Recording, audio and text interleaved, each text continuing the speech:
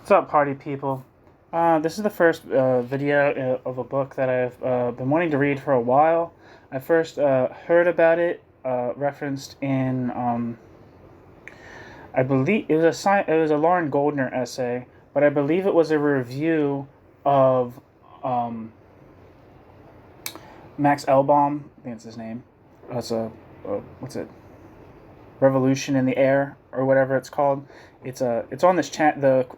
Lauren Goldner's review of that book is on this channel, but I think he talks about like the two lefts, the two different types of lefts that would have been active in the New Left, where he draws a distinction between his libertarian or consistently democratic left uh, of the 1960s, which he came out of. I think he was part of I think he participated in independent socialist clubs, which are like Hal Draper's kind of thing, I believe, in the 1960s. Anyway, he talks about the types of books they were reading at this time, and one of them was, I believe that's where I heard about this book originally, but uh, uh, Simon Leys' The Chairman's New Clothes, Mao and the Cultural Revolution. He references that book as a book that they were reading at this time. And I didn't know anything much more about this book. I was like, oh, that sounds interesting. But then I started reading Anselm Yappa's book, Guy Debord, about it was like a intellectual like more or less an intellectual introduction and overview of Debord's thought, not less so a biography, and he was talking about how like after like 1968, one of the things that Debord did was become involved with this publisher, Sham Lieb, which devoted a lot of time to devoted a lot of what am I saying? Where Debord helped select books for publication. So there's a lot of like weird different books. Eventually, the guy who owns the press gets murdered, and the press tried to like smear Debord, saying that he was involved in somehow. And I think Debord took the certain members of the press to court actually and won, like a defamation suit. Anyway, looking at this this publishing house, like one of the things that they published that was really important was this publishing house, Sham Lieb, which is spelled like Champ Libre if you were to try to pronounce it as just reading it straight off. I mean, that's what you want to say. But I looked it up, the French Wikipedia, no, the French Google Translate from French, and it told me to say Sham Libre. But one of the big books that they published, along with Society of the Spectacle, was like kind of had a big impact, was Simon Leys' The Chairman's New Clothes, which if you don't know anything about the book, I haven't read it myself, but it's supposed to be like a demystification of the Great Proletarian Cultural Revolution, I think is the fullest official name for it. But the Cultural Revolution in China in the late 60s, which was kind of, some people tried to act as if it were like a spontaneous rebellion of the youth against bureaucratism or something like that. And I think this book sets out to disabuse young left-wing militants of that notion as kind of like one of its ambitions. So now that I've seen this book pop up twice, and then I realized that it was also on Kednab's Bureau of Public Secrets website, I'm like, all right, I gotta read this shit. This is an important book. I think other people will get a lot out of checking it out, as will I. So his name is pronounced, I thought it would be Simon Leys, but it's Simon Leys. Like, it actually sounds way more English. Like, the spelling is actually sounds like that. The spelling actually reflects how the word sounds. But I'm going to read a little the Wikipedia entry real quick for Pierre, for Simon Leys, and yeah. Actually, I'm going to start with the Wikipedia for Sham Lieb. Sham Lieb. Sham Lieb is a French publisher founded in 1969 by Gerard Lebevici in Paris. The name is taken from a phrase which means, quote, free field, end quote, the way is clear. In 1984, after the assassination of Gerard Lebovici, Sham Lieb changed its name and became Edition Gerard Lebovici. As an homage, in 1992 it became Edition Ivre. Again, don't know if I'm pronouncing that correctly. Sham Lieb has published George Orwell, Mikhail Bakunin, and Guy Debord's complete works, among others.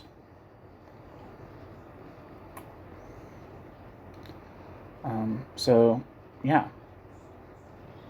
Let's party. That's the publisher that I found out this book was associated with. And now I'll read Simon Leys' little Wikipedia introduction. Pierre Ryckmans, who lived from 1935 to 2014, better known by his pen name Simon Leys, was a Belgian-Australian writer, essayist, and literary critic, translator, art historian, sinologist, and university professor who lived in Australia from 1970. Simon Leys' work particularly focused on the political and traditional culture of China, calligraphy, French and English literature, the commercialization of universities, and nautical fiction. Through the publication of his trilogy Les Habits Neufs du Président Mao, 1971, Ombre, I still don't know if I'm saying this, Homme Chinois, 1974, and Images Brises, 1976, Simon Leys was one of the first intellectuals to denounce the Cultural Revolution in China and the idolization of Mao in the West. And you know, I might as well look up just so we all warm up. Oh, fuck it. Never mind.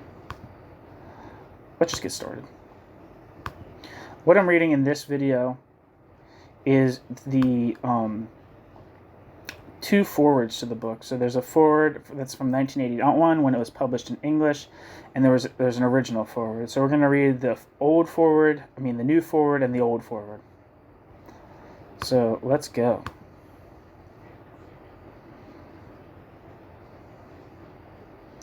Simon Leys, The Chairman's New Clothes, Mao and the Cultural Revolution.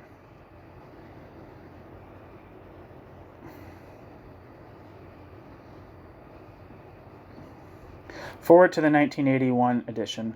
Once the Emperor's ministers themselves began to comment at great length on His Majesty's nakedness, the child's naive discovery lost much of its originality.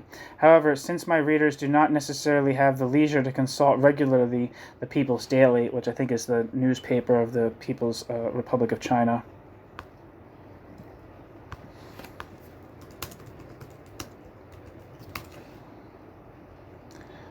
Wikipedia says, the People's Daily is the official newspaper of the Central Committee of the Chinese Communist Party, CCP. It provides direct information on the policies and viewpoints of the CCP in multiple languages.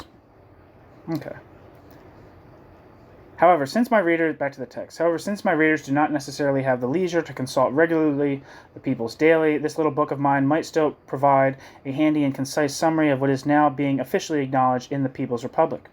Since the last edition of this book, 1977, the two main events which occurred in China were the Democracy Wall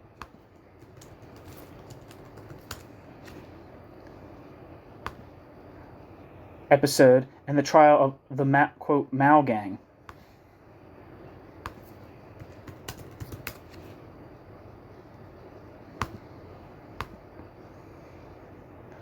Wikipedia says the Democracy Wall. For the Democracy Wall, it says, from November 1978 to December 1979, thousands of people put up, quote, big character posters, end quote, on a long brick wall of Xidan Street, Xicheng district of Beijing, to protest about the political and social issues of China. The wall became known as the Democracy Wall. Under acquiescence of the Chinese government, other kinds of protest activities, such as unofficial journals, petitions, and demonstrations, were also seen spreading out in major cities of China. This movement can be seen as the beginning of the Chinese democracy movement. It is also known as the, quote, Democracy Wall movement, end quote. The short period of political liberation was known as the, quote, Beijing Spring, end quote. And the Mao Gang refers to the Gang of Four. If you don't know who the Gang of Four are was a Maoist political faction composed of 4 Chinese Communist Party officials. They came to prominence during the Cultural Revolution of 1966 to 1976 and were later charged with a series of treasonous crimes due to their responsibility for the excesses and failures in the Cultural Revolution. The gang's leading figure was Jiang Qing. I don't know if I'm pronouncing all these names right, so forgive me. Mao Zedong's last wife.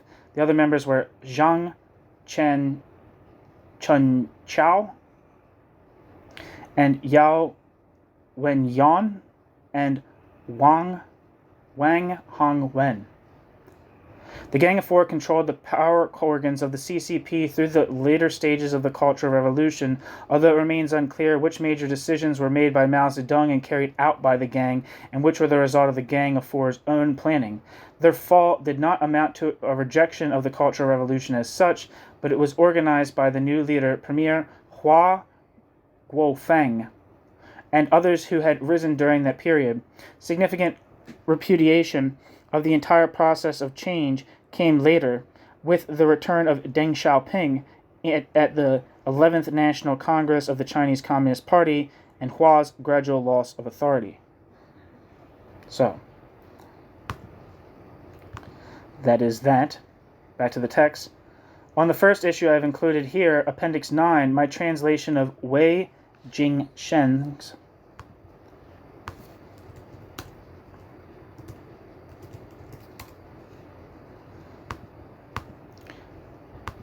Wang Jingshen's famous manifesto, The First Modernization, Democracy.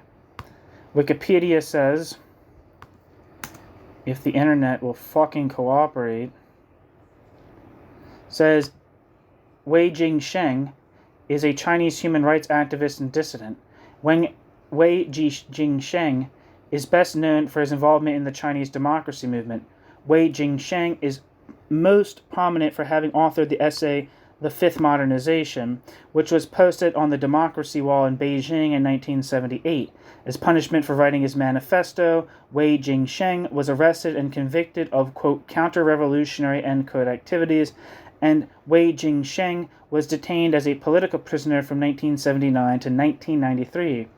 Briefly released in 1993, Wei Jingsheng continued to engage in his dissident activities by speaking to visiting journalists, and as punishment, Wei Jingsheng was imprisoned again from 1994 to 1997, making it a total of 18 years Wei Jingsheng has spent in various prisons.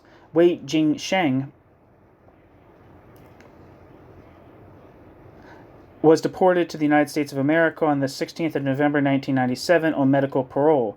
Still a Chinese citizen, in 1998, Wei established the Wei Jingsheng Foundation in New York City, now based in Washington, D.C., whose stated aim is to work to improve human rights and advocate democratization in China. So that's Wei Jingsheng. It says that the Fifth Modernization is an essay by human rights activist Wei Jingsheng, originally begun as a signed wall poster placed on the Democracy Wall in Beijing on the 5th of December 1978. So, back to the text.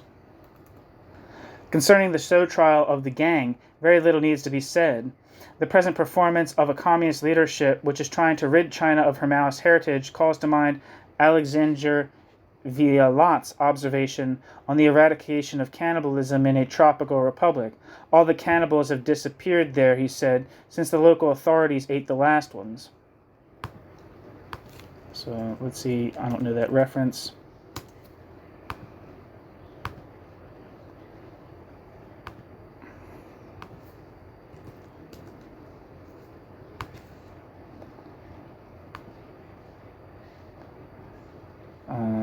French Wikipedia says Alexandre Vialat, born April 22nd, 1901, in Magnac-Laval, and died in 1971, is just get to the point, is a French writer, literary critic, and translator. It doesn't say anything more than that, so we'll have to live with that. That's the end of the Forward to the 1981 edition by Simon Leys. Now, we're going to read the original foreword. Quote, "The Communist Party, or the Kuomintang, I never quite know how to pronounce that, Kuomintang, which of these two dreads criticism? The Kuomintang dreads criticism, it forbids criticism, and therefore has found it impossible to prevent collapse." End quote. Mao Zedong, Chu Stu Husuan Tu, Peking, 1965. For generations, the West has systematically ignored the revolutionary forces that have appeared in China, always preferring to support the decaying order against which these forces have arisen. Thus it was that from the mid-19th century onwards, the West preferred to prop up the crumbling Manchu dynasty against the Taiping Rebellion. As the 20th century dawned, it set its face in hostility and scorn against those who worked to create the Republican movement and preferred yet again to back the fossilized empire. It never considered Sun Yat-sen, see Appendix number 6, as anything more than a picturesque mountebank who was half dangerous and half foolish, but it was perfectly ready to take a man like Yuan Shikai seriously. It distrusted Chiang Kai-shek as long as Chiang Kai-shek had all the appearances of a revolutionary, but gave Chiang Kai-shek its confidence and support as soon as Chiang Kai-shek had shown his true nature. Mao Zedong, throughout the truly revolutionary phase of his career, from the 20s until the beginning of the 50s, was, in the eyes of the West, alternately non-existent or an ogre. Contrariwise, after the outcome of the, quote, Cultural Revolution, end quote, had exposed the archaic and reactionary nature of Mao's power, and had turned Mao, 3/4 of a century later, into the successor, as it were, of the old Dowager Empress Zushi, I don't know how to say it, TZ'(UHSI). There was a complete change of opinion in the West, and people flocked to his court. Politicians in or out of office, financiers, industrialists, compradors, parlor revolutionaries, worshippers in search of a god, ladies bountiful, philosophers, and various kinds of tourists, all elbowing their way to pay Mao homage.